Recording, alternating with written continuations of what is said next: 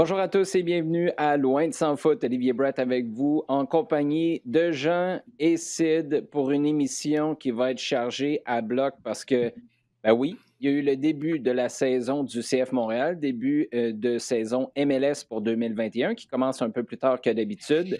Mais évidemment, la grosse nouvelle qui a fait trembler la planète foot pendant 48 heures. Après, ça s'est replacé un peu.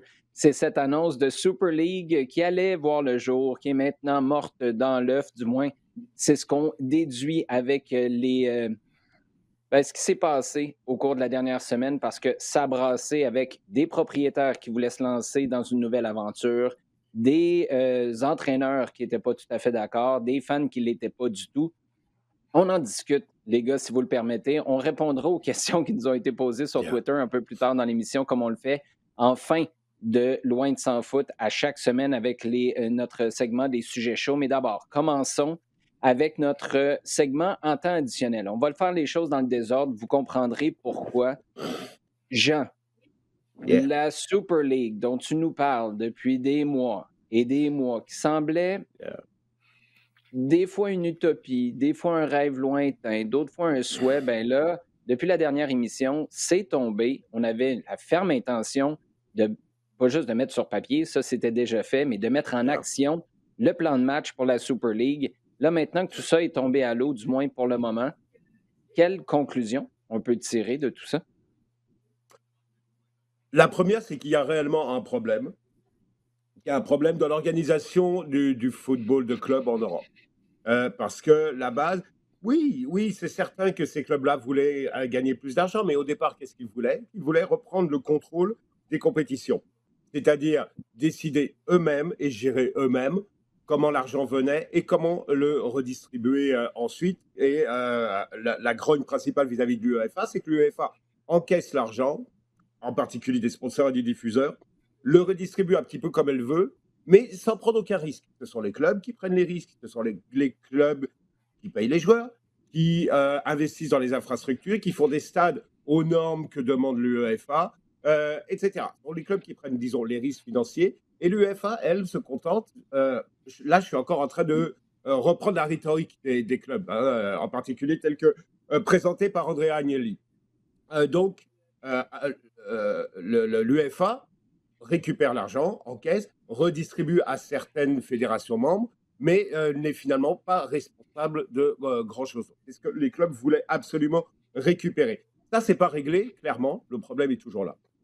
Donc, ça, c'est la première conclusion. Il existe un problème, et un problème qui va devoir être à un moment présent et être abordé. L'autre chose, c'est qu'il existe une véritable vague de fonds pour préserver ce qu'on a appelé l'héritage des clubs, que ça a été vraiment quelque chose, un cri du cœur. Mais c'est un cri du cœur qu'on a vu surtout en Angleterre, qu'on a beaucoup moins vu en Espagne et en Italie. Il y a eu beaucoup moins de manifestations autour des clubs. Donc ça, c'est aussi quelque chose à voir un petit peu.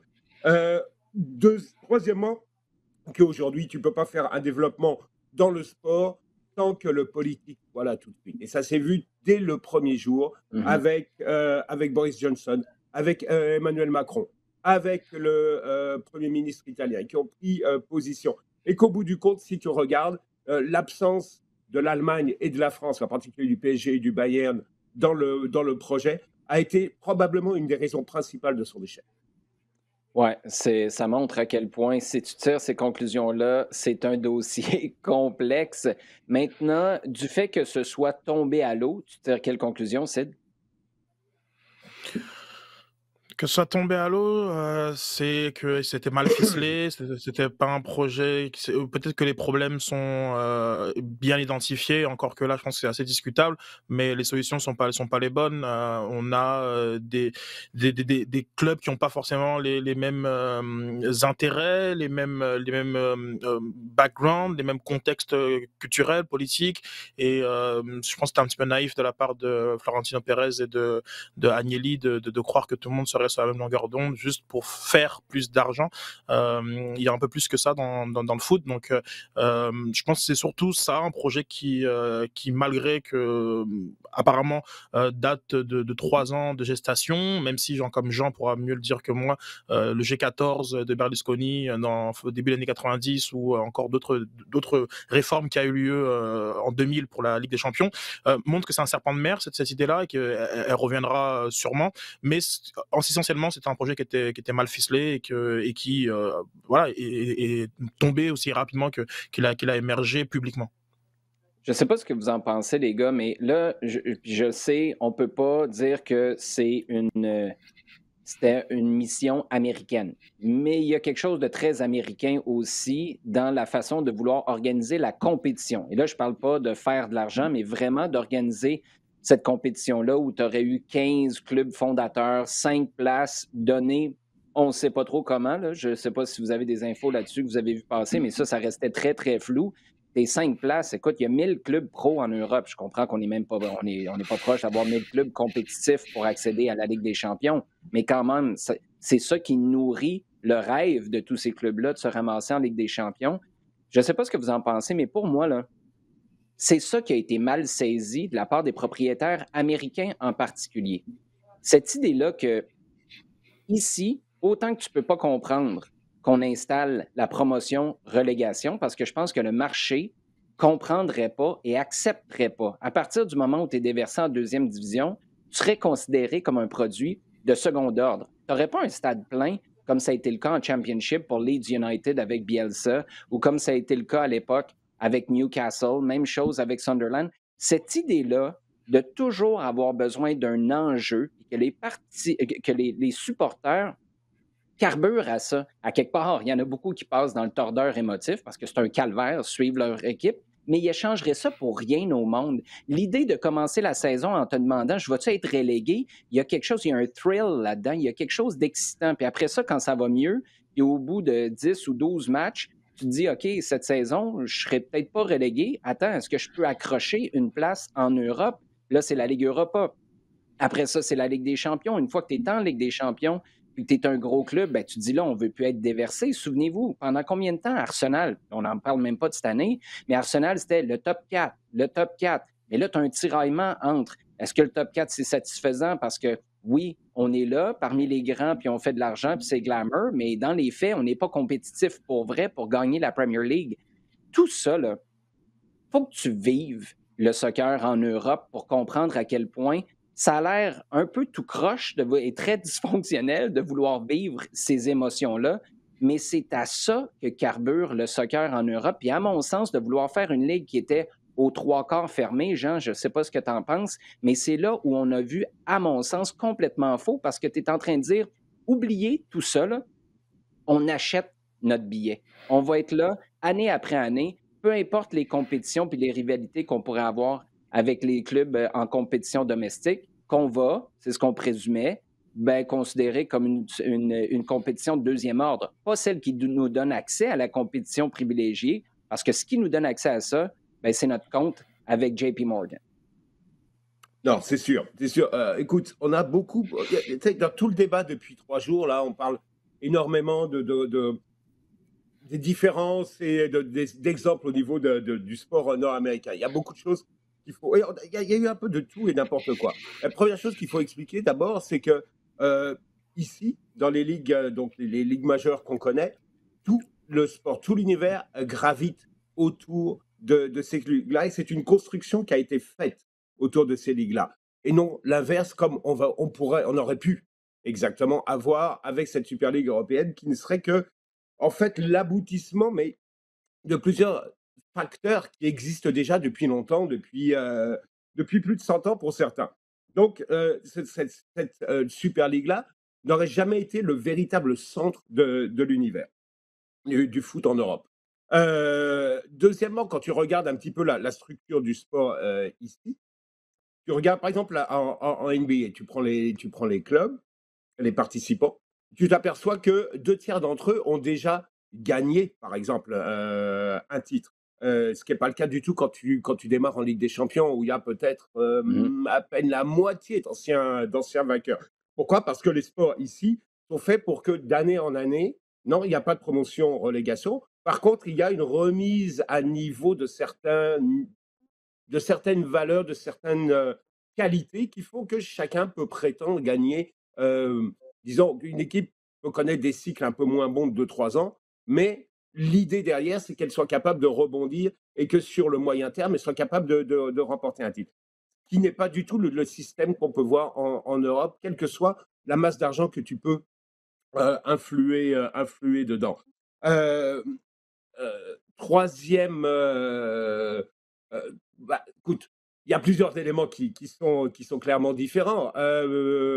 Dans le sport américain que tu as aussi, l'autre chose aussi, c'est que il n'y a rien d'autre qui existe autour dans la mesure où tu as les meilleurs joueurs dans des Ah sports oui? très, très, très précis. Tu as regroupé les meilleurs joueurs dans un environnement vraiment encadré et parfaitement défini. Ce n'est pas le cas même de cette Super League, parce que à partir du moment où tu n'auras pas l'Ajax Amsterdam, où tu n'auras pas Porto, ou bien tu n'auras pas Séville, qu'est-ce que tu vas faire? Tu vas aller chercher les joueurs de ces équipes-là? Mais je ne suis pas persuadé que ça puisse fonctionner comme ça non plus, parce que là encore, tu aurais créé un statut de joueur un petit peu différent. Parce que Super League, tu aurais créé un statut de super joueur. Donc ça aurait été encore une autre problématique, je veux dire. Sid, on a essayé de vendre cette idée-là comme un projet qui allait satisfaire les jeunes qui veulent plus voir des grosses affiches, qui veulent voir des grosses affiches plus souvent.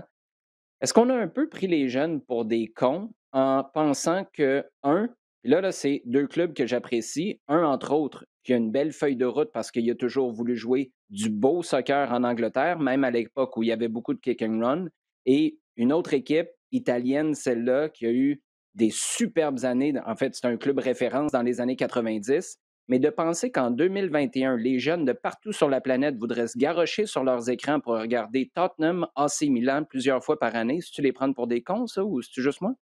Oui, non, les jeunes ont le dos large, clairement, dans la vision de Florentino Pérez et d'Agnelli, puisque ce sont les deux qui ont fait des liens entre les jeunes, les jeux vidéo, l'attention, la durée des matchs. Mais ça, ce sont des belles paroles pour masquer vraiment ce qu'ils souhaitent. C'est plus d'argent. C'est bien pour eux, l'UEFA en a trouvé, donc peut-être que ça arrangera un peu plus leurs affaires.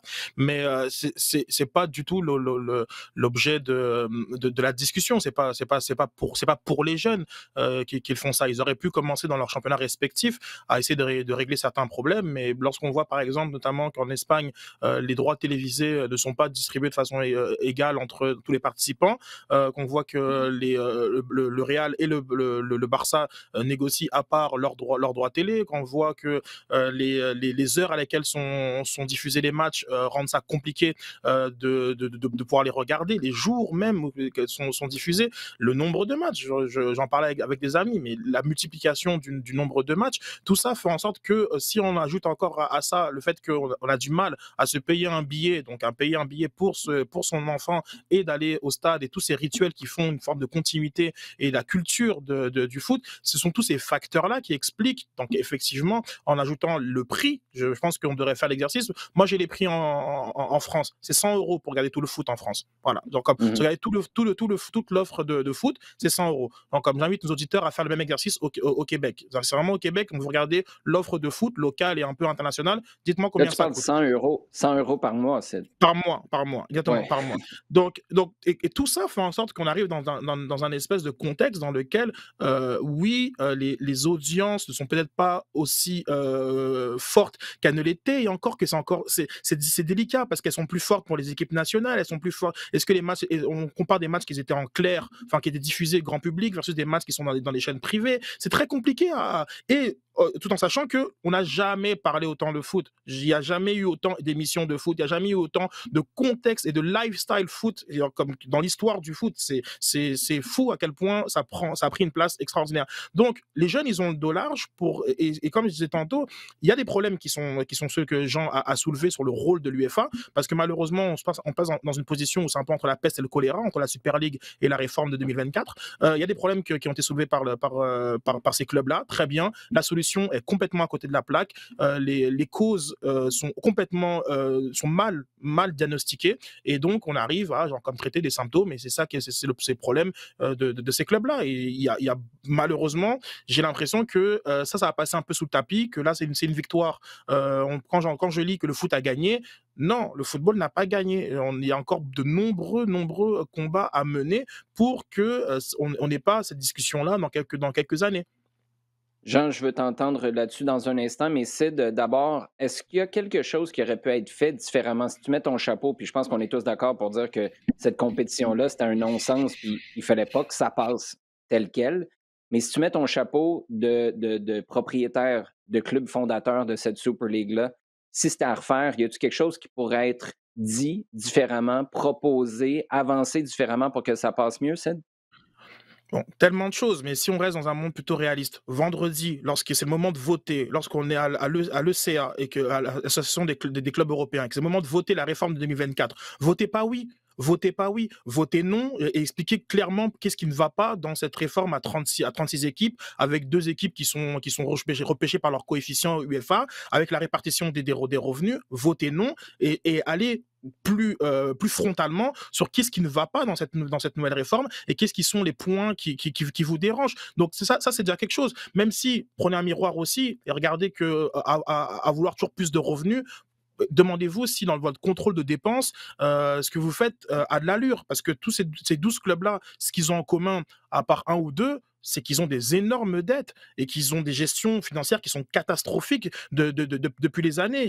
C'est ça qui est aussi quelque chose qu'on ne veut pas trop discuter dans ces clubs-là. On dit on veut plus de revenus, plus de revenus. Très bien. Je pense que oui, effectivement, je pense que la Ligue des Champions peut être mieux valorisée. Je pense aussi que ça vaut encore plus que ça ne vaut aujourd'hui, même si c'est beaucoup d'argent. Mais c'est pas ça le cœur du problème. C'est vraiment pas ça. J'ai l'impression d'écouter Pierre-Yves McSween en ce moment, Sid. J'adore ça. Tu peux faire plus d'argent en allant chercher plus de revenus ou en économisant ou dépensant ton avantage, ton argent un peu mieux. J'adore ça. Au final, Jean, est-ce qu'il y a quelqu'un ou quelque chose qui gagne dans toute cette histoire-là? Ah ouais, clairement, clairement. Juste revenir un petit point, puis après je réponds à ta question. Oui, autre chose, quand on faisait le parallèle avec les sports américains, Mhm. est-ce qu'il y a un sport majeur avec donc des franchises, dans laquelle il y aurait une franchise, qu'est-ce qui se passe si une des franchises a 500 millions de déficit? Ben, ouais, 500 millions. Là, ça commence à être intense. En fait, il y a la redistribution des revenus en Amérique du Nord, mais pas à cette échelle-là. Moi, c'est ça que je À cette comprends pas échelle-là, aussi. voilà. C'est ça que je comprends pas aussi, les gars, parce qu'on a fait le parallèle. Mais là, il y a peut-être quelque chose de très, très basic qui m'échappe. Mais en Amérique du Nord, tu payes un chèque important pour accéder à la compétition. Là, Mmh. les clubs existent déjà, puis ils reçoivent un chèque de JP Morgan pour partir. Tu sais, c'est complètement différent. C'est pour ça qu'on ne peut pas dire qu'on s'en va. Exactement. Puis ils s'en vont recevoir un chèque pour aider en fonction de avec les pertes de la pandémie. Mais dans le fond, tu vas te chercher une subvention, alors que c'est le contraire. Tu es supposé d'allonger pour le privilège de participer à ça. Moi, c'est pour ça que Ah, le parallèle avec le sport nord-américain, je le comprends dans le sens où tu fermes en partie la ligue. Mais ce qu'on veut faire, c'est mais c'est complètement là différent. plus. JP Morgan se dit, il y a déjà de la valeur là, donc prends-en parce qu'au final, on va être capable de valoriser ça. Mais c'est pas parce que tu payes pour avoir le privilège d'accéder. Tu es juste en train de te Exact. partir un club avec ceux qui ont envie de participer à la même genre de compétition que toi. Mais Jean, pour revenir à cette Il y a question-là, y a-tu quelqu'un ou quelque chose Ouais, il y a des qui gagnants. gagne au Il y a des final? gagnants. À coup sûr, bon, à court terme, l'UEFA, parce qu'elle a évité cette scission et elle peut remettre sur la table ces projets. Il semble-t-il que le projet 2024 pourrait être un petit peu amendé après ce qui s'est passé. On va attendre ce qu'il va voir cette semaine. Mais au moins, l'UEFA évite, je pense, d'ici l'horizon des 2, 3 ans qui viennent, une scission véritablement grave. Il peut y avoir des débats, mais je pense que là, elle a un petit peu dégagé le gros problème. Qui est gagnant? La FIFA. La FIFA qui a pris de façon radicale parti aux côtés de l'UEFA, c'était pas évident au départ, hein, parce que Infantino est proche de Florentino Pérez et tout. La FIFA s'est rangée alors qu'il y a une lutte de pouvoir entre FIFA et UEFA parce que la FIFA a du mal à accepter tout le pouvoir que l'UEFA est en train de prendre au niveau économique, en particulier justement au niveau des grosses compétitions et des grands clubs. La FIFA va gagner, pourquoi? Parce que ça dégage le chemin et elle va pouvoir promouvoir son projet de Coupe du Monde des clubs, qui est un gros projet, 24 équipes, et qui aurait pris un coup dans le dos, clairement, avec la Super League. Indirectement, qui est-ce qui est gagnant? La Première Ligue. La Première Ligue parce qu'elle a réussi à faire de l'ordre dans sa maison. Elle va conserver son monumental contrat télé qui va lui permettre de rester au sommet actuellement, qui aurait été un gros moins hein, avec le départ ou non départ, parce que les six avaient dit qu'ils resteraient quand même en Première Ligue, mais tu sais très bien que ça ne pouvait pas vraiment se faire comme ça. Donc la Première Ligue, elle aussi, va être gagnante. Et puis au bout du compte, au niveau excuse-moi, au niveau image, qu'est-ce qui est gagnant? Et ça, c'est un petit peu rigolo quand tu regardes ça. Euh, t'es le PSG, tu t'es fait quand même un joli coup de pub, là, mine de rien. Parce Mhm. que, honnêtement, dimanche soir, à quoi tu t'attends que le PSG soit dans cette liste-là? Et clairement, son absence, et d'ailleurs ça a été souligné dès dimanche soir, son absence et celle du Bayern ont été un des points, à mon avis, pour lesquels euh, ça ne pouvait pas tellement coller cette histoire-là. Hein. On en a un petit peu parlé au début. Donc, ils se sont fait une image parce que dès le début, ils ont dit non, non, nous, on ne veut pas joindre, nous, on veut rester et continuer à changer les choses en militant auprès de. En travaillant et en militant auprès de l'UEFA. Donc, ils se font une image très monsieur propre, quelque part. Donc, dans ceux qui ont gardé, d'abord, qui n'ont pas été des traîtres, là, coup de poignard dans le dos, et qui ont essayé de garder une image assez propre. Donc voilà, en gros, un petit peu qui gagne. Les supporters, ils gagnent aussi parce qu'ils ont, en tout cas dans certains clubs, pardon, ils ont réussi à faire entendre leur voix et certaines revendications et au bout du compte, Boris Johnson a promis de regarder un petit peu les choses sur le statut des clubs en espérant que ça va avancer et que ça va avancer en particulier sur l'accès au football. L'accès au football, Mhm. c'est-à-dire revoir les prix des billets, revoir les abonnements. Les abonnements, parce que là, c'est complètement délirant. Et les jeunes dont Steve parlait, effectivement, et qui ont été ciblés, qu'est-ce qu'ils disent en général? C'est pas qu'ils papillonnent, c'est qu'ils peuvent absolument pas actuellement s'abonner à des chaînes ou à des bouquets qui leur offrent d'abord parce qu'ils veulent, ou en tout cas qui leur offrent beaucoup de choses qu'ils ne veulent pas, et pour des sommes complètement délirantes. Donc, ce qu'ils disent, non, Mhm. c'est qu'on ne peut pas payer ça actuellement. Ouais, et moi, je me souviens à l'époque, quand j'allais voir des matchs plus régulièrement, début des années 2000, à Old Trafford, j'étais en Irlande souvent, puis j'avais de la famille qui ont des billets de saison à Old Trafford. Il y a beaucoup de ces billets de saison-là, à l'époque, appartenaient à des gens décédés parce que les familles continuaient de payer l'abonnement parce qu'à partir du moment où quelqu'un décédait, tu étais obligé de céder ton abonnement à quelqu'un d'autre. Tu ne pouvais pas le léguer dans dans ton testament à ta famille. Puis c'est ce qui faisait en sorte que les gens étaient rendus avec un arrière-grand-père décédé depuis 20 ans, mais c'était encore lui qui se pointait à tous les matchs. Tu sais, ça montre à quel point la demande pour certains clubs peut être féroce. Et dernière parenthèse, tu parlais de l'Angleterre puis du contrat de télé. Allez voir, c'est un exercice fascinant. Sky Sports, je pense qu'il y a eu un bon travail de reportage, de journalisme qui a été fait, mais Sky avait tellement à perdre dans ce dossier-là. Allez lire et regarder les qualificatifs qui sont utilisés pour parler du projet, pour parler de l'attitude des propriétaires. Allez voir ça, là, c'est un petit exercice de recherche qui est vraiment fascinant. Ce qui est fascinant aussi, c'est... Oui, vas-y. Dernier mot, au sujet de l'Angleterre, je pense que le Brexit change radicalement la donne de ce projet. Lorsque Boris Johnson est sorti et qu'il a dit qu'il allait regarder tout ce qu'il peut faire d'un point de vue législatif pour empêcher cette ligue, et notamment, on en a déjà un peu parlé à l'émission, mais au niveau des droits des joueurs étrangers, des permis de Mhm. travail des joueurs étrangers, l'Angleterre, au travers maintenant du Brexit, et sur la première ligue, qui donc était 6 clubs des 12, quand même la moitié, a un pouvoir énorme. Et je crois, quand je parle de projets mal ficelés, que du côté de Agnelli et de Pérez, on a compté sur le droit européen qui donne beaucoup effectivement pas de privilèges, mais c'est pas le bon terme, mais qui aurait donné beaucoup de crédit à cette ligue-là. Je crois que d'un point de vue de droit européen, ils ont le droit de faire enfin, du droit à la concurrence. Ils peuvent faire une autre ligue. Ils auraient pu même casser l'idée de refuser l'appel aux joueurs nationaux. Il y a peu de chances que ça tienne au niveau du droit européen, tout ça. Mais le Brexit, l'Angleterre, comme ça, c'est une autre paire de manches.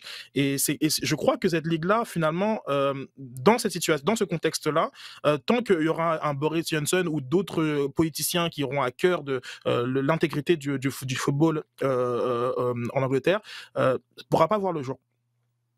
Mais avant le Brexit, il y a le Mexit. Ça, c'est José Mourinho qui se fait encore mettre dehors d'un club de Tottenham. Là, je voyais les chiffres passer. C'est quoi? C'est rendu à 70 millions de pounds que José Mourinho a empoché, pas pour son travail, mais pour être remercié par des clubs anglais. Ça vient quelques heures après l'annonce du fait que Tottenham est dans la liste des deux. Écoute, ça ne s'invente pas, ces niaiseries-là. Comment perdre la crédibilité? Pourtant, Tottenham était tellement sur la bonne voie avec les performances au cours des dernières années, un stade phénoménal. Il y a eu Harry Kane, il y a eu Son. Pochettino avait mis quelque chose de franchement intéressant sur le terrain.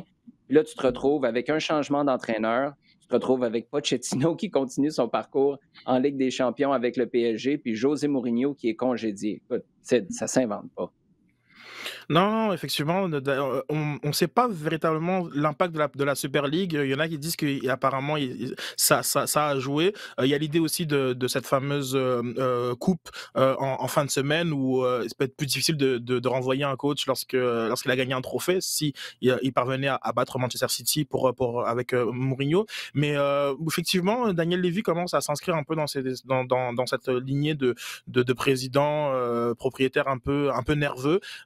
On avait quand même des choses plutôt intéressantes qui arrivaient avec Mourinho. Bien sûr, ça arrive avec un paquet de communications boiteuses, dont la dernière était sur le fils de Ole Gunnar Solskjaer. Donc c'est toujours ça, Mourinho, c'est toujours ce côté-là où c'est parfois fatigant, lassant, même si là peut-être que au-delà de la Super League, il y a peut-être le risque de perdre un Harry Kane qui arrive à un âge arrive à son prime, à 27-28, et qui peut-être là commence à vouloir regarder ailleurs. Donc il y avait peut-être ce risque-là de lassitude qui a été évalué par Daniel Levy. Et Mourinho qui continue dans son modèle d'affaires. On est bientôt à 100 millions le terme exact, d'indemnité qu'il reçoit lié à ses licenciements. Je ne sais pas s'il y a un autre club qui voudra arriver justement au centième milieu, piqué un peu pour Mourinho, dans le sens qu'il a plus cette touche qui semblait, voilà, qui l'animait à Porto, Real, à l'Inter, etc. C'est compliqué depuis son passage à Manchester United, en fait. Hein. Oui, et je trouve que tu résumes parfaitement le dossier José Mourinho dans à peu près tous les clubs dernièrement où il est passé. Tu es en train de dire, mettez-le dehors vite avant qu'il gagne un trophée puis qu'on soit pogné avec, parce que d'un point de vue PR, ça ne passera pas de le mettre dehors à ce moment-là. En veux-tu des scénarios tordus? En v'là. On salue José pour ça. Très rapidement, juste en quelques secondes, parce que le temps file, Jean, est-ce que c'est terminé là, pour Mourinho avec les grands clubs? Parce que là, à un moment donné, rendu là, tu peux peut-être lui donner un contrat, mais tu vas lui donner des pinottes puis dire prouve-nous que ça fonctionne, puis on te payera dans 3 ans si ça fonctionne encore, non? Ah, je crois que ça devient vraiment difficile parce que là, il s'est clairement grillé. Non seulement il s'est grillé au niveau financier, parce qu'on voit un petit peu où il va, mais au niveau de son attitude. Ça fait 3 clubs, ça fait Chelsea, ça fait Manchester United, ça fait Tottenham, qui en veulent plus. J'ai du mal à le voir rebondir chez un des grands. Peut-être qu'un club un cran en dessous pourrait aller le chercher. Et encore, ça représente un salaire, c'est un salaire de 12 millions d'euros, je pense, Non, non. qui est énorme Ça. déjà en soi. Donc, aller à l'étranger. Milan, un des 2 clubs de Milan, il a déjà fait l'Inter. Et mine de rien, là, en ayant commencé et en ayant suivi cette carrière-là, ses options se limitent au lieu de s'élargir comme un entraîneur, je dirais, qui a du succès devrait faire normalement dans sa carrière, avoir de plus en plus de choix. Là, au contraire, ces options sont en train de se rétrécir de façon ultra rapide et au bout du compte, qu'est-ce qui va lui rester? Peut-être une sélection nationale et puis voilà. Ouais, la sélection nationale, ça pourrait être divertissant. Moi, il y a une place où je veux voir José Mourinho débarquer. Une. C'est à St. James's Park avec les Geordies pour coacher Newcastle. Euh, Ça, là, les gars, Dac, mettez une dac. caméra sur Mmh, José 24 heures mmh. sur 24, 7 jours sur 7. Ça va être combien, ça, Sid? 100, 200, 300 euros par mois. Étant donné que ça ne durera pas 2 ans, moi, je vais les Yeah, payer, right. ces sommes-là, parce que ça va vraiment, vraiment valoir la peine. Le Yes, temps file, je le disais, on va se c'est tourner bon. maintenant vers notre segment à domicile. Sid, victoire je pense, convaincante dans les circonstances. C'est sûr que c'était la moitié d'une équipe du Toronto FC en face avec l'absence de Josie Altidore, Chris Mavinga, Alejandro Pozuelo également, qui était MVP de la Ligue en 2020. Mais quand même, victoire du CF Montréal 4-2 face à Toronto. C'était le premier match de la saison. Si tu as, et là, je sais que c'est un gros défi que je te demande, si tu as un élément le plus satisfaisant à identifier, ce serait quoi? Ça peut être une performance, ça peut être le résultat, la manière, comment Wilfred Nancy a géré tout ça. Si tu en as un à choisir. Alors c'est hors terrain, mais je te dirais que c'est le climat. Quand on faisait la Mm. programmation de l'émission, je t'ai dit c'est une victoire qui fait du bien. Vraiment, c'est beaucoup plus léger. On en a parlé pendant plusieurs mois, mais là, cette victoire-là, elle fait du bien et à tout le monde, les joueurs, le staff technique, les médias, et évidemment avant tout les partisans. Ça permet quand même, voilà, de véritablement se lancer dans la saison du CF Montréal avec peut-être voilà des lunettes qui sont celles qu'on doit avoir, hein, comme celles des partisans supportés et celles de médias critiques, mais moins sceptiques, moins cyniques. Et pour rapport à ça, je pense qu'on va donner ce fameux bénéfice du doute dont on parlait la semaine passée, que la MLS ne voulait pas donner à Montréal. Mais cette victoire, elle fait du bien. Elle fait du bien. Et puis effectivement, la manière, 4 buts, c'est spectaculaire. Les remplaçants qui font des différences. Wilfried Nancy qui met sa patte aussi. Il y a beaucoup d'éléments, mais si je devais en retenir un, c'est juste que on dirait qu'il y a un gros nuage qui s'est lentement dissipé et ça, c'est apprécié. Oui, parlant de cynisme et de bénéfice du doute, un petit bond de 7 places au Power Rankings de la MLS pour le CF Montréal, qui était bon au dernier. Bon, ça les laisse quand même 20e, mais un bond de 7 places, t'as quand même réveillé. T'as secoué le pommier à une couple de personnes, certainement, du côté de MLSsoccer.com, qui fait un bon travail quand même. Allez lire les articles. On prend ça avec un grain de sel aussi. On est conscient que quand on met quelqu'un bon dernier, on est un peu en train de leur envoyer un uppercut puis de leur dire « Hey, venez nous revoir la semaine prochaine, vous allez voir, ça va être le fun. » Jean, cette victoire-là, performance, victoire de 4-2 face au Toronto FC, t'en retiens quoi la semaine dernière? En partie ce que Sid a dit. Maintenant, si tu regardes un petit peu sur le terrain, c'est l'application. C'est l'application, parce que qu'est-ce qu'on a vu? C'est des concepts de jeu qu'on a vu l'année dernière mis en place, hein, relance, tentative d'appliquer le relance avec sur 2 ballons, tout de suite essayer de jouer sur les côtés et là, une accélération progressive sur les côtés. Ça, on a vu cette mise en place encore une fois, avec beaucoup de joueurs, avec un essentiel de joueurs qui étaient là l'année dernière, qui n'a pas vécu la saison dernière, Miller et Ailovic.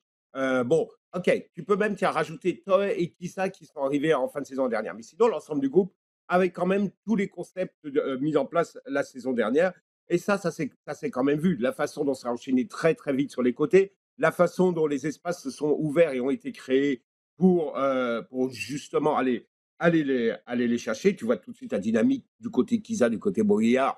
Ça a été quelque chose de recherché et qui a vraiment été insisté. Ça a été super, super efficace. Peut-être qu'il y a certainement même du mieux au niveau de la tenue du ballon. Tu n'es pas obligé de jouer à ce rythme-là pendant tout un match. C'est certainement, tu dois être capable de le contrôler un petit peu mieux. Et d'un côté, tu ne peux pas vraiment en dire plus parce que c'était tellement indigent en face. Ah, non, non, il faut le dire quand même.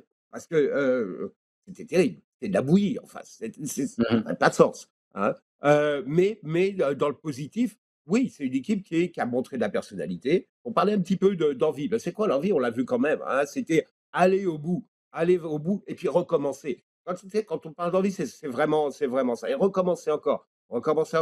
Ça passe, c'est très, très bien. Mais on a vu des choses bien. Mihailovic, au niveau individuel, a été une confirmation, je dirais, plus qu'une révélation, une confirmation. Et puis tu vois que dans un certain système et avec quelque chose qui fonctionne là, il peut apporter quelque chose.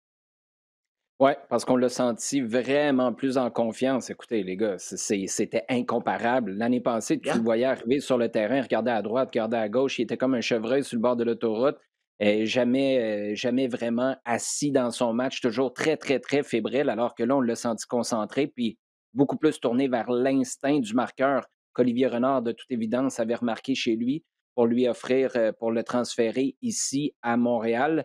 Euh, Deux, trois petites choses. Tu parlais de la tenue du ballon. Moi, j'aime voir Victor Wanyama, oui, contrôler le tempo, mais surtout se tourner vers l'avant davantage. Il y avait tellement de Mm. passes jouées vers l'arrière en 2020 où tu disais, t'es un bœuf, t'es un monstre, t'as juste à prendre le bras, tu vas tourner autour du gars. Même si c'est Michael Bradley, tu vas réussir à te tourner et à jouer des passes plus positives qui vont permettre à l'équipe de se projeter vers l'avant. J'en ai vu davantage Un samedi peu dernier, plus. puis ça, je pense que c'est encourageant. La présence de Kiza, Jean, t'en as parlé tantôt, ça va pas juste être efficace pour le côté gauche, mais ça va aussi libérer Broguillard. Parce que l'an dernier, tu étais une Yeah, défense, clairement. tu te préparais pour affronter Montréal. C'est pas compliqué, là. Tu disais ferme à gauche, parce qu'en face, il y a juste sur le côté droit qui vont vers l'avant. De l'autre bord, tu as Yuka Raitala Mm. ou Jorge Corrales. Ça ira jamais vers l'avant. Donc, pas besoin de stresser avec ça. Puis la dernière chose, c'est que quand ces gars-là se retrouvent haut sur le terrain, on a demandé de centrer, un, beaucoup plus vite, puis deux, à beaucoup plus de monde parce qu'on exige que plus de joueurs se retrouvent dans la surface de réparation. Ça, c'est intéressant en nombre, mais c'est intéressant aussi en qualité parce que l'année passée, tu envoyais dans la surface de réparation, mais tu envoyais qui? Tu envoyais Maxi Urruti. Tu sais, à quelque part, tu aussi bien demander d'aller au drapeau de coin tout de suite puis d'attendre pour célébrer avec ses coéquipiers. Il n'allait jamais la mettre au fond. Alors que là, si tu y vas en nombre, tu mets plus de ballons dans la surface, ça devient productif de récupérer le ballon plus haut. Mais sinon, tu récupères le ballon plus haut pour faire quoi? Pour passer en retrait après. Ça ne sert à rien. Donc, moi, ça, c'est vraiment les éléments que j'ai retenus, que j'ai trouvé très intéressants. Euh, Si tu te projettes pour le prochain match maintenant, à la même heure, 14 heures samedi, Sid, ça va être un match qui n'est pas à domicile. Celui-là, on va considérer Miami à domicile. D'ailleurs, ça va être weird de chez weird, le jour où tu vas jouer dans ce même stade-là, mais avec des gens dans les estrades, parce que tu vas jouer contre Miami, qui lui va être à domicile dans ton stade à toi. Bref, ça, c'était une petite parenthèse, mais on se gardera ça pour plus tard. Maintenant, si tu regardes le match de la fin de semaine prochaine, tu t'attends à quoi, Sid, ou tes attentes se situe où? Alors je disais tantôt confirmation et confirmation c'est ça, c'est le voir, est-ce qu'on reconduit le même système, notamment, est-ce qu'on est capable d'appliquer les mêmes principes? Cette envie-là qu'on a vue, chez Brault-Guillard et chez, Wanyama notamment, est-ce elle va se dupliquer? Est-ce qu'on reconduit Waterman qui a été un petit peu en difficulté dans la défense, à 3? Donc, c'est plus cette forme de confirmation, sachant aussi que voilà, il y a des joueurs comme Murtado qui sont rentrés, qui ont fait des différences intéressantes. Et aussi en face, on a une équipe comme Nashville qui, oui, a été menée de 2-0 très rapidement face à Cincinnati, mais après qui a enchaîné une trentaine de tirs, record du club, et qui a envie finalement de se détacher un peu de cette image d'équipe qui met le bus, parce qu'ils ont été meilleure défense dans l'Est, et qui a envie de montrer voilà, un nouveau visage. Donc, est-ce que eux aussi vont capables de confirmer leur belle saison précédente? Donc, c'est un match voilà, avec des débuts de réponse qui vont être assez intéressants, parce que je pense qu'au bout de 2 matchs, par exemple, pour un joueur comme Bassong, 2 matchs sur le banc, Torres, 2 matchs sur le banc. Donc, voilà, il y a des choses qui vont se dévoiler, se révéler durant ce match. Donc, j'ai hâte de voir qu'est-ce que va faire Wilfried Nancy. Ouais, tu parles du système. Ce qui est intéressant, c'est de voir que l'année passée, là, souvenez-vous, la minute qu'on voyait une défense à 5, on se disait, oh boy, sors les somnifères, là, on s'en va faire une grosse sieste d'1 heure et demie parce que Thierry Henry, ce qu'il est en train de nous dire, c'est que soit il ne croit pas vraiment en son équipe ou il pense qu'en face, c'est vraiment meilleur. Alors que là, tu gardes le même système et l'attitude, l'état d'esprit est complètement différent. C'est une équipe qui peut être excitante quand même, qui est entreprenante, et qui réussit à créer des chances offensivement. Donc, ça, c'est une très belle nouvelle pour cette année, même si dans le système, tu peux, sur papier, avoir l'air défensif, mais dans le concret, quand tu arrives sur la pelouse, ben, c'est une autre histoire. Puis ça, c'est pas mal plus excitant, je pense, pour des supporters qui ont donné là, dans la frustration depuis le début de l'année ou depuis quelques saisons sur le terrain. Ça fait du bien d'avoir un spectacle. Et parlant de spectacle, ça commence à se préciser un petit peu plus pour les Jeux olympiques avec le tirage au sort, Jean, du côté de l'équipe nationale canadienne. Ben oui, féminine, parce que les hommes, encore une fois, ils ne seront pas cette année. Non, non, clairement, bon, on savait que ça allait forcément, vu la position du Canada, que ce serait pas forcément, ça peut pas, il ne peut pas y avoir de groupe simple. Ce que là, le Canada a eu, c'est le Japon, qui est en une certaine transition. C'est certainement pas l'équipe qui a fait 2 finales de Coupe du Monde 2011-2015, mais qui remonte un petit peu et qui, de toute façon, conserve un niveau de jeu quand même toujours bon. Et surtout, qui sera pays organisateur. Donc, ça, ce sera. Et donc, qui se prépare très clairement pour cette échéance. Donc, ce sera déjà pas évident. Grande-Bretagne. Grande-Bretagne, c'est un inconnu. Parce que si on regarde l'équipe d'Angleterre les Canadiennes ont battu il y a 2 semaines, c'est sensiblement prenable. Hein. Mais tu portes une équipe qui, elle aussi, bon, qui a créé, de toutes les équipes qu'on a vues à la Coupe du Monde il y a 2 ans, c'est certainement celle qui a le plus souffert sur les 2 ans, qui a certainement connu la plus grosse baisse de niveau. Est-ce que c'est dû à la Covid? Est-ce que c'est dû peut-être à un nombre de... que la plupart des joueuses étaient beaucoup plus focalisées sur relancer la WSL, relancer la Ligue qui connaît un bel essor en Angleterre, plutôt que sur la performance au niveau de la sélection nationale. C'est possible. Une équipe de Grande-Bretagne, il y a une demande qu'il n'y ait pas que des joueuses anglaises. Donc, on va voir un petit peu comment ça va se passer. Même si tu mets 1 ou 2 joueuses écossaises, tu sais qu'elles jouent déjà dans cette ligue-là et tout.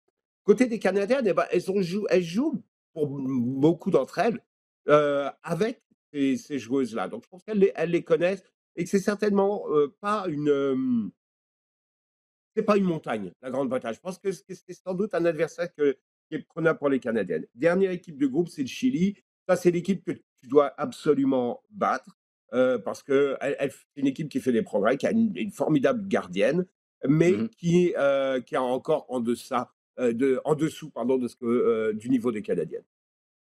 Bon, les gars, allons-y avec, parce que ça, les Jeux olympiques, on va pouvoir en parler en long et en large. On aura le privilège de suivre cette équipe-là cette année. Là, on dévoile des calendriers, on dévoile des équipes de description, on dévoile plein d'affaires. Donc, jusqu'à nouvel ordre, là, il y a des Jeux olympiques. On n'est jamais à une Eh mauvaise oui. nouvelle près depuis un petit peu plus d'1 an, mais on va garder les doigts croisés. Allons-y avec les questions posées sur Twitter, hashtag LDSF. Plusieurs questions très intéressantes pour notre segment Sujet chaud. On commence, Sid, avec Émile qui nous envoie du costaud là, avec cette question-là. En fait, il y a 2 questions en une. Allons-y avec ce qu'Émile nous demande. Arsenal, avec les clubs comme Arsenal, etc., on a vu un grand tour d'excuses. Est-ce que les pots cassés, les relations UEFA club, entre les clubs et la Premier League aussi, par exemple, peuvent être réparés ou est-ce que c'est une guerre à finir? Et l'autre partie de la question d'Émile, c'est est-ce qu'il y a des implications de l'autre côté de l'Atlantique, puisque du côté de la MLS, c'est une ligue fermée? Si tu le permets, je vais répondre à cette partie-là. Pour moi, il y a des répercussions, oui, dans le sens où ça doit éveiller la conscience au fait que l'autre, et là je parle un continent versus l'autre, réfléchit pas de la même manière que toi. Je vois pas comment, de ce côté-ci de l'Atlantique, comme de l'autre, tu n'as pas été capable de faire passer ton idée de ligue fermée, tu pourrais ici faire la promotion, relégation au cours des 5, moi, même les 10 prochaines années, je le vois pas. Je vois pas comment la mentalité nord-américaine, c'est pas un reproche, là, c'est juste qu'on a le cerveau viré dans ce sens-là avec le sport de ce côté-ci de l'Atlantique. Comment tu continuerais d'aller supporter une équipe de 2e division sans avoir l'impression que toi, ça ne vaut pas la même chose? Donc, s'il y a une prise de conscience que c'est peut-être le même sport, mais il n'est pas conçu, perçu de la même manière, mais je pense qu'on évitera peut-être des faux pas du côté de la MLS. Mais dans l'immédiat, pour répondre à la question d'Émile, non, je ne pense pas qu'il va y avoir des répercussions tout de suite de ce côté-ci. Maintenant, pour ce qui est des relations Ligue-Club, Ligue UEFA, Club UEFA, Sid, t'en penses quoi? Écoute, c'est beaucoup de politique. Ce matin, j'ai eu la chance d'assister à la conférence de presse de Javier Tebas. Il était en compagnie des présidents du Betis, de Villarreal, de Séville, Levante aussi, si je m'abuse. Puis bon, ils ont beaucoup pesé leurs mots. Ils ont une frustration de ce qui a été fait, mais en même temps, ils savent qu'ils sont amenés à avoir des relations d'affaires avec les différents présidents. Donc, on voit tout de suite que on écartait même l'idée de sanctions d'un point de vue de Tebas. On écartait justement l'idée de les sortir de la Liga. Et voilà, on a attaqué les idées, mais on n'a pas attaqué les hommes. Donc, c'est énormément beaucoup de politique. Du côté de l'Angleterre, et je pense de Glazer, de Kroenke et de Henry, qui sont les propriétaires de United, Liverpool et d'Arsenal, pas dans le bon ordre.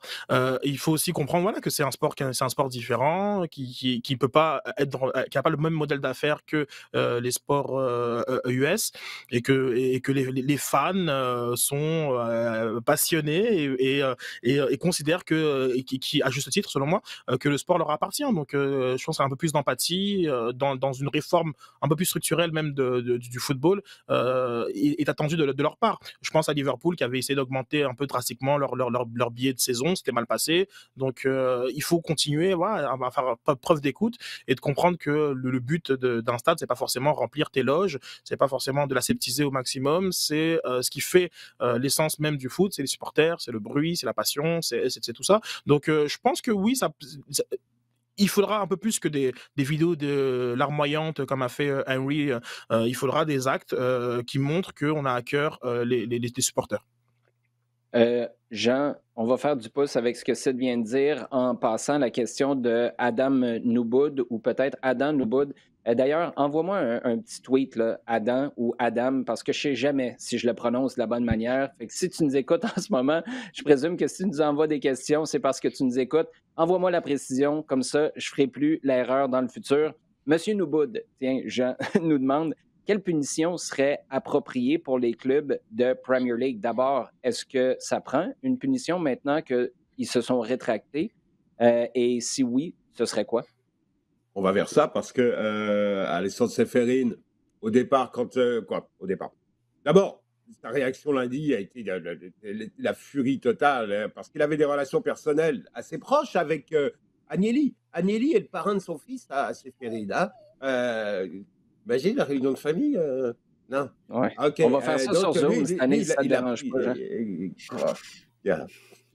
Il l'a pris vraiment, évidemment, très perso et parlait de poignard dans le dos, parlait de traître, etc.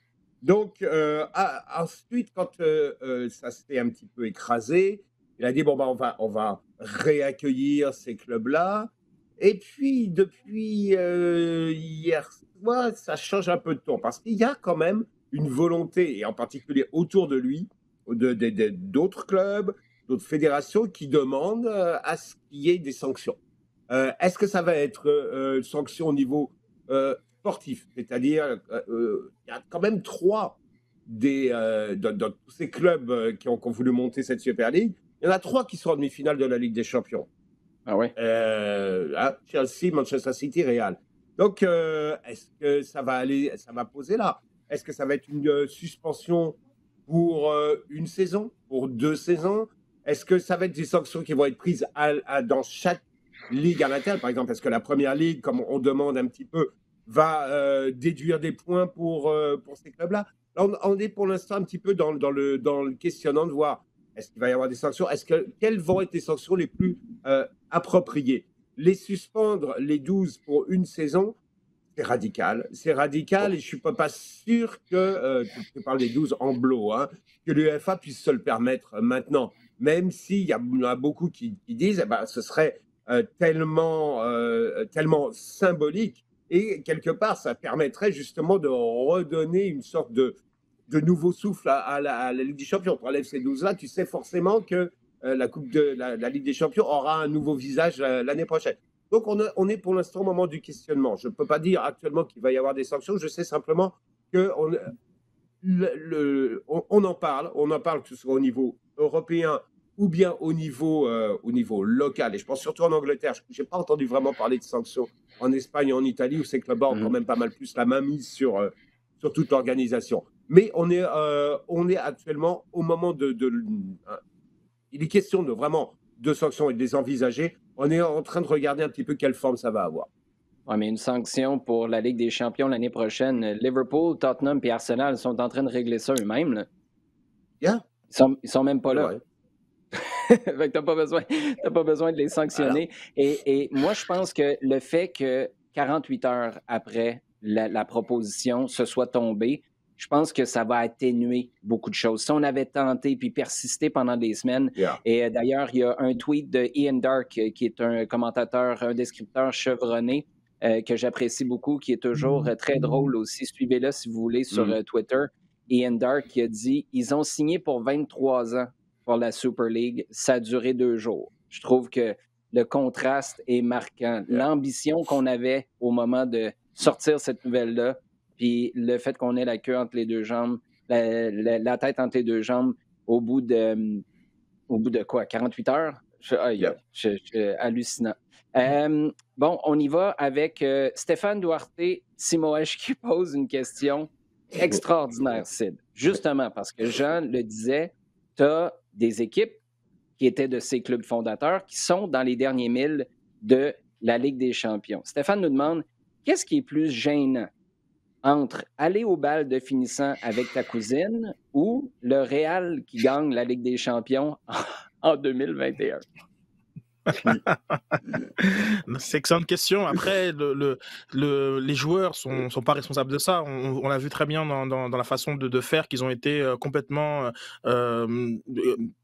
gardés dans le noir. C'est même Maldini, qui est directeur technique du Milan AC, a appris, comme tout le monde, dimanche à minuit, que le Milan AC faisait partie de la compétition. Donc, au niveau de tous les managers qui ont d'abord, qui sont pour la plupart sortis, dont Klopp, dont Guardiola, donc c'est quand même à souligner. Ils sont pas responsables de la situation. Donc, si Zidane arrive à amener le Real chercher sa 14e Ligue des Champions, parce que c'est le club Ligue des Champions d'ailleurs, le Real Madrid. Je pense qu'il y a rien de gênant de ça. C'est sûr certain que Pérez aura un petit sourire en coin, mais je pense que les joueurs sont pas responsables de ce fiasco, et il y a rien de gênant à ce qu'il la remporte le cas échéant. Éric Michaud, lui, Jean nous demande, est-ce que Chelsea a une chance de se rendre en finale de Ligue des champions selon vous? Oui, complètement. Là, on reparle vraiment clairement de sportifs. Oui, de ce qu'on a vu dans la progression de cette équipe avec Thomas Tuchel. Elle a vraiment les moyens. En analysant un petit peu par exemple, comment Liverpool s'est planté totalement face au Real, je pense qu'il y a les moyens, effectivement, de voir là où Madrid a des forces et là où il y a clairement des faiblesses, que le système de jeu de Tuchel est capable, à certains points, d'absorber et d'y faire éponge face à ce qui vient du côté de Madrid, et même d'aller chercher sans doute des ouvertures à partir du moment où tu regardes un petit peu comment Madrid s'organise et quel est le véritable point fort de Madrid, c'est autour de Casemiro. C'est vraiment là que c'est la barre. Il t'empêche de progresser plus loin, ou en tout cas ralentit suffisamment ta façon de jouer. Le Chelsea a les moyens d'aller plus vite que Liverpool, à mon avis, au niveau fraîcheur et au niveau...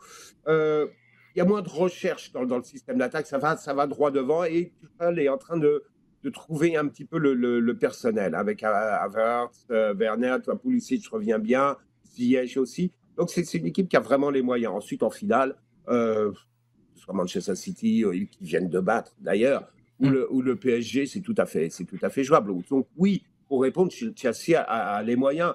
C'est sans doute pas l'équipe que je mettrais favorite pour y aller, mais certainement pas une équipe où je dis non, il n'y a aucune chance.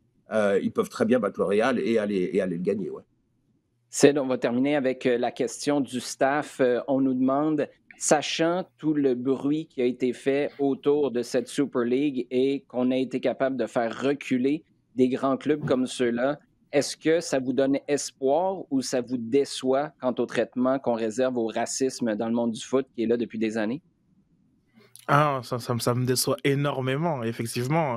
Il y a beaucoup d'ailleurs de mimes qui, par rapport à l'attitude de l'UEFA, contre le racisme et contre la Super League en prenant Bob l'éponge. C'est très marrant, aller voir sur les réseaux sociaux. Mhm. Non, ça me déçoit énormément et puis, il faut qu'on arrête d'être aveugle. Il y a des règles à suivre pour participer à ces compétitions.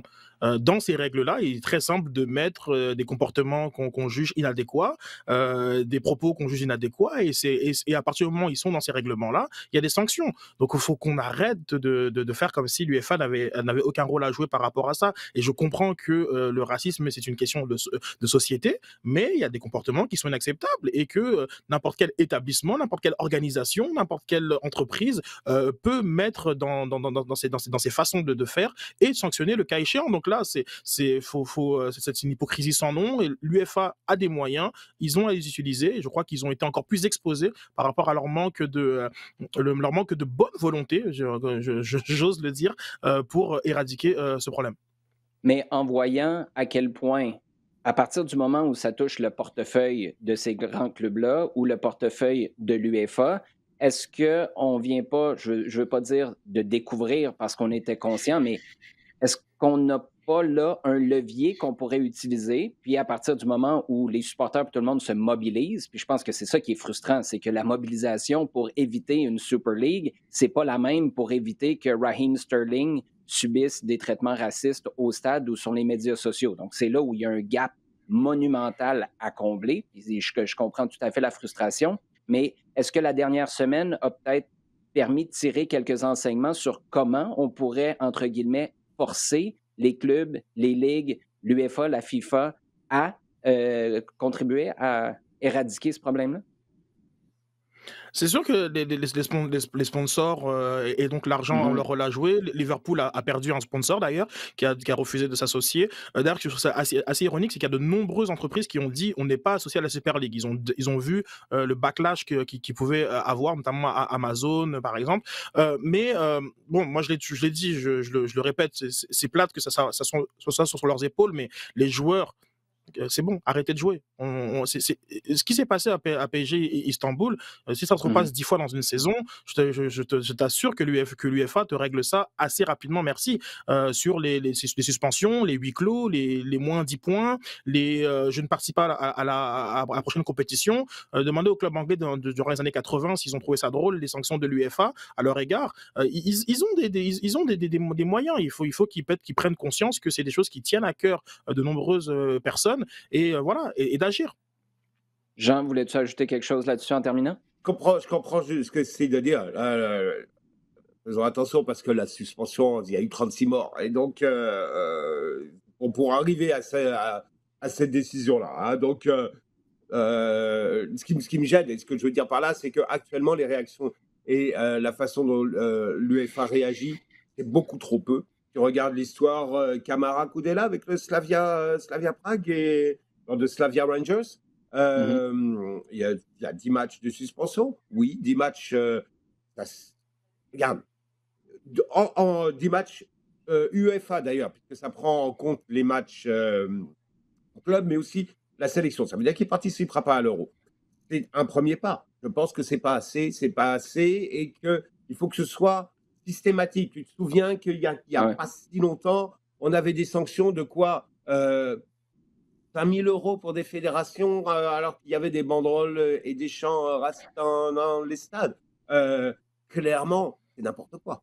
C'est n'importe quoi. Donc, être capable de mettre la barre beaucoup plus haut, ouais, comme d'ici, effectivement, prendre la référence de PSG Istanbul, de prendre ce moment-là, que ce soit d'ailleurs sur le terrain, que les joueurs systématisent, je dirais quasiment, effectivement, ce genre de réaction, qu'ils voient que ça avance pas et que l'UEFA prenne aussi conscience de ça et réagisse extrêmement fortement.